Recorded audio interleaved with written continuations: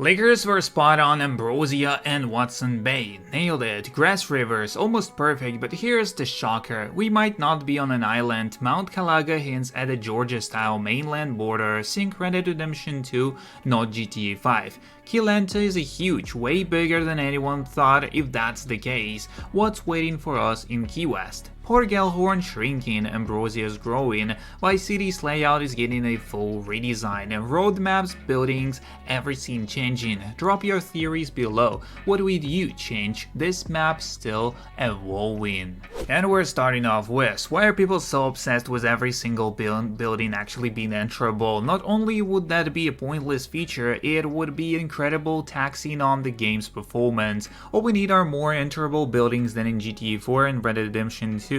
More public spaces, malls, restaurants, pubs, shops, dealerships, banks. Basically anywhere you can enter in real life as a member of the public. That is what should be enterable in game. We don't need to be able to walk into every apartment because you can just walk into people's homes in real life.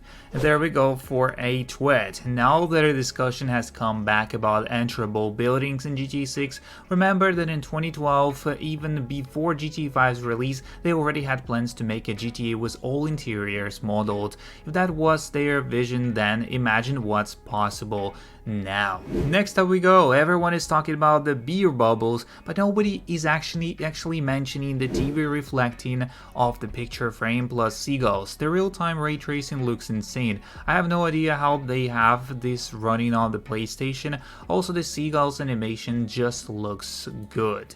Next up, I was analyzing the multimedia of the GTA 6 cars. Down there I would say they are from left to right: calling app, song finder, Shazam, iTunes or Spotify, maps or Waze, settings, Google notifications, sounds and alarms, and other apps. I noticed that this screen repeats itself in two different prints in possibly different cars. It could be that it is the same screen in all cars. What do you guys think? Will we have any access or way to use these things, or is it just visual? Next up, further proof of functional holsters and body armor. I give what we have seen in all the content released so far, especially the leaks. It is clear that Rockstar is going with a more grounded weapon carrying system akin to Red Dead Redemption 2 and Max Payne 3. Given this, it looks like holsters will have actual functionality for both the players and NPCs. Players will be able to equip their characters with holsters that actually serve a purpose for carrying more weapons rather than just being cosmetics. In the trailers, screenshots and leaks, we have now seen police retention holsters, drop holsters, and shoulder holsters. Interestingly, the website also shows Lucia putting a handgun in her rear waistband, which could indicate closing options impact weapon carrying concealment ability. The system could end up looking very similar to The Last of Us. It also looks like body armor will be physically worn when equipped rather than just being magically absorbed by the player. If so, it would make sense that there will be enemies also equipped with body armor that takes less damage from smaller ammunition when hit in protected areas. Two gameplay mechanics seen in Max Payne 3. In the leaks we saw this is in action when at higher wanted levels regular police will arrive on the scene wearing tactical vests and ballistic helmets. In Max Payne 3's bullet time, you could even see small caliber rounds bounce off enemy body armor, causing puffs of smoke and sending sparks fly.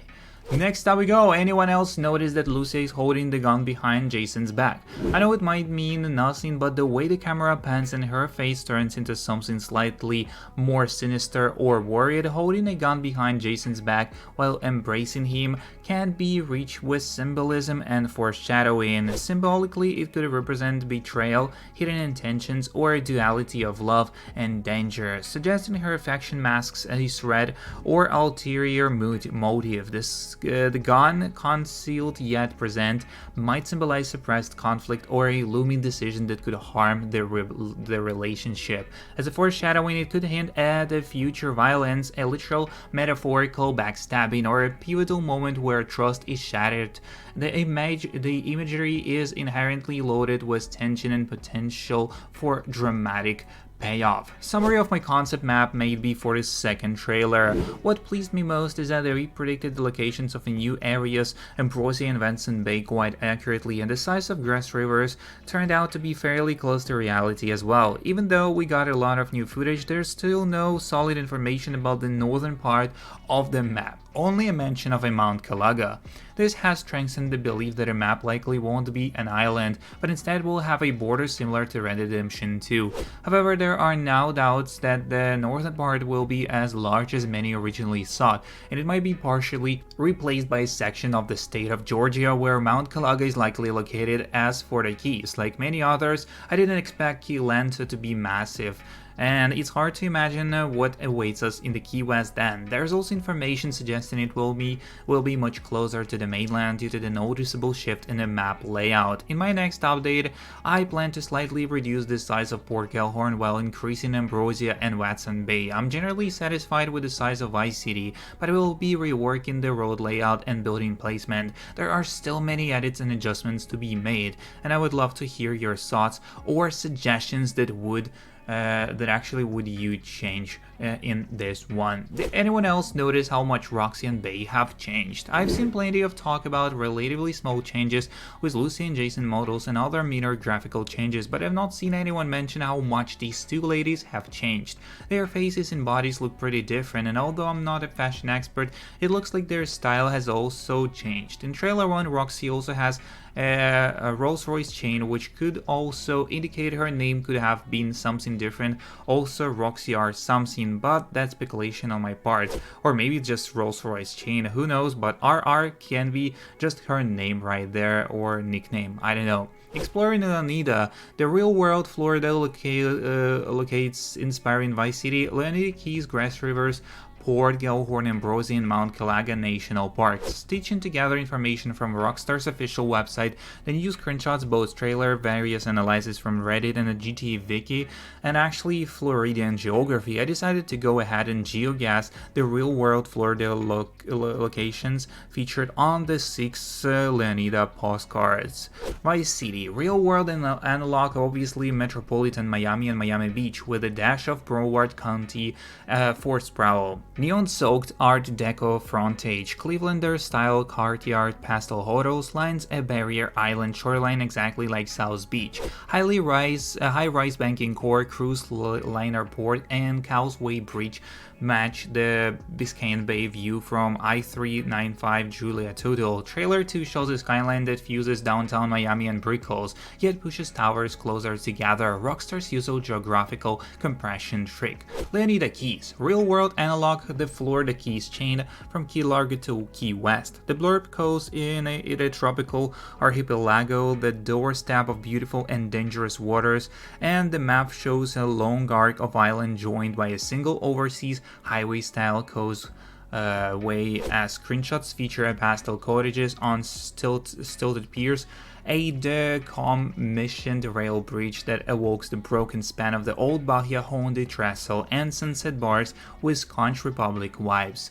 Grass Rivers, real-world analog, the Everglades and Big Cypress Swamp.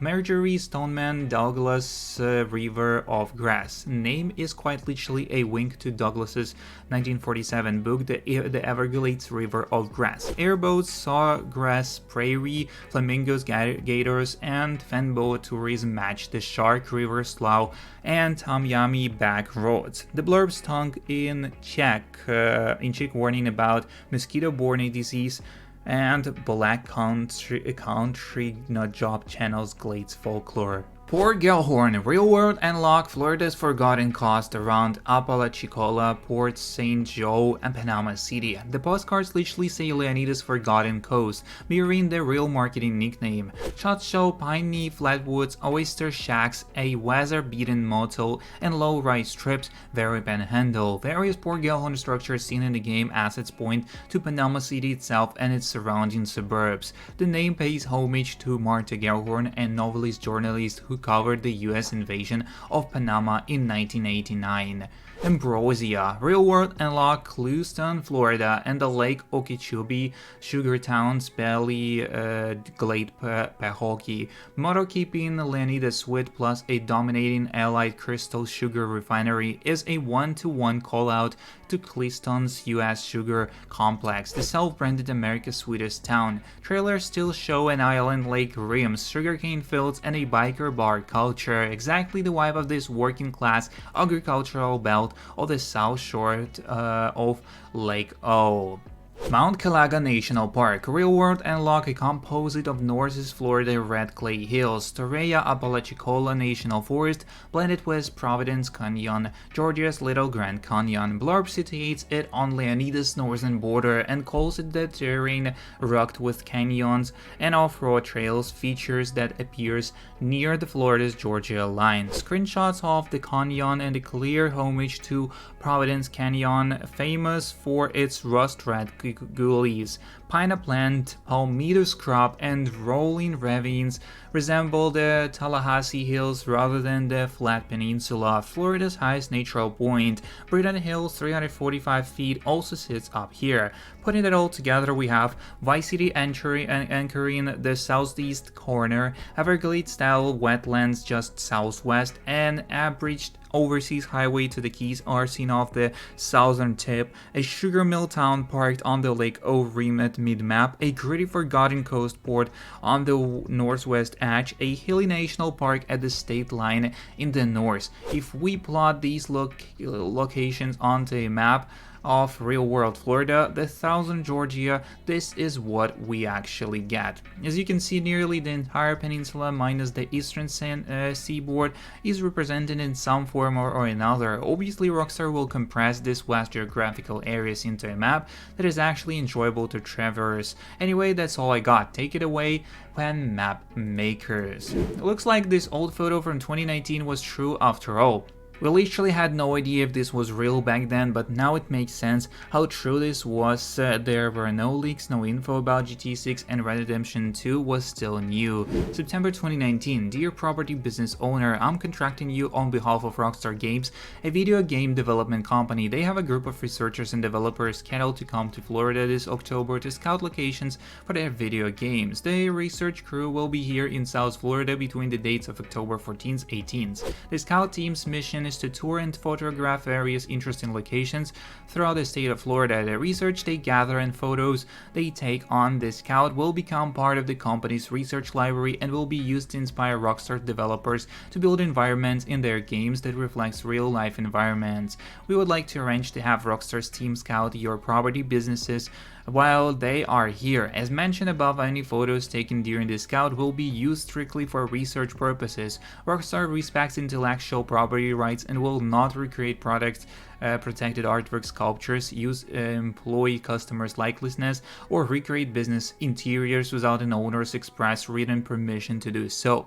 This requested scout would involve a group of approximately 4-6 people and typically takes approximately 1-2 hours. The scout team is primarily interested in scouting interior spaces for access to your property as outlined above. Rockstar is willing to pay an access fee, and Rockstar asks that their standard release to be signed by a landing location that agree to allow their team to scout. I've attached the standard release to this letter for your review, and there's more information about it.